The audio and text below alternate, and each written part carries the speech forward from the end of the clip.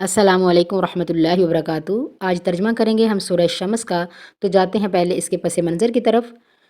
ناظرین، اس میں پہلی 8 آیات میں قسمیں کھائی گئی ہیں، اور پھر اگلی 2 آیات آیت نمبر 9 اور 10 میں جواب قسم ہے کہ یہ قسمیں کس وجہ سے کھائی گئی ہیں۔ جواب قسم میں اللہ تعالیٰ فرماتے ہیں کہ جس نے نفس کو پاک کیا وہ کامیاب ہو گیا، جس نے اسے مٹی میں دفن کیا وہ ناکام ہو گیا۔ یہ 2 مرکزی آیات اصل مضمون ہے، کیونکہ نفس انسان کے پاس اللہ تعالیٰ کی امانت ہے۔ جس نے اسے سنوار لیا، تمام رذائل سے پاک کر لیا، نفس کو کفر و شرک سے، فاسد عقائد سے، اخلاق رذیلہ سے پاک کر لیا، وہ کامیاب ہو گیا۔ خواہ اس کے پاس جائیداد دولت نہ بھی ہو، وہ ایک غیر معروف آدمی ہو، تو بھی اگر اس نے اپنے نفس کو پاک کر لیا تو اب وہ کامیاب ہو گیا۔ ناظرین، یہ نفس ہماری خودی ہے، ہمارا سیلف ہے، جو حیوانی وجود کے اندر دفن ہے۔ حیوانی وجود کے اندر سے اسے برآمد کرنا ہے، اس کو تعمیر کرنا ہے، ڈیولپ کرنا ہے۔ یہ نفس کی تربیت ہے، جس کے بارے میں اللہ تعالیٰ نے فرمایا قد افلح من زکاہا، جس نے وہ فلاح پا گیا جس نے اپنے آپ کو پاک کیا۔ تو اب جاتے ہیں اس کے ترجمے کی طرف۔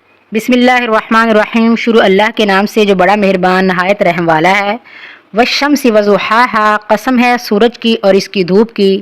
والقمر اذا تلاہا، اور قسم ہے چاند کی جب وہ اس کے پیچھے آئے۔ والنہار اذا جلاہا، اور دن کی قسم جب کہ وہ سورج کو نمایاں کر دے۔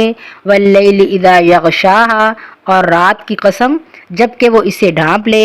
والسماء وما بناہا، اور آسمان کی اور اس ذات کی جس نے اسے بنایا۔ والارض وما طحاہا، اور زمین کی اور اس ذات کی جس نے اسے بچھایا۔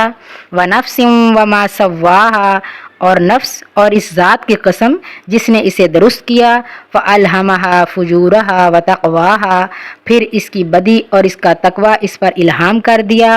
قد افلح من زکاہا، یقیناً فلاح پا گیا وہ جس نے نفس کا تزکیہ کیا۔ وقد خاب من دساہا، اور نامراد ہوا وہ جس نے اس کو دبا دیا۔ کذبت ثمود بطغواہا، ثمود نے اپنی سرکشی کی بنا پر جھٹلایا۔ اذ انبعث اشقاہا، جب اس قوم کا سب سے زیادہ بدبخت اٹھا۔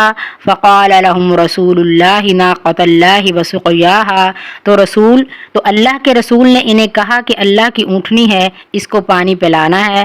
فکذبوہ فعقروہا فدمدم علیہم ربہم بذنبہم فسواہا، لیکن انہوں نے رسول کو جھٹلایا اور اونٹنی کی کونچیں کاٹ ڈالیں، تو ان کے رب نے ان کے گناہ کی پاداش میں ایسی آفت نازل کی کہ انہیں زمین بوس کر کے برابر کر دیا۔ استغفر اللہ۔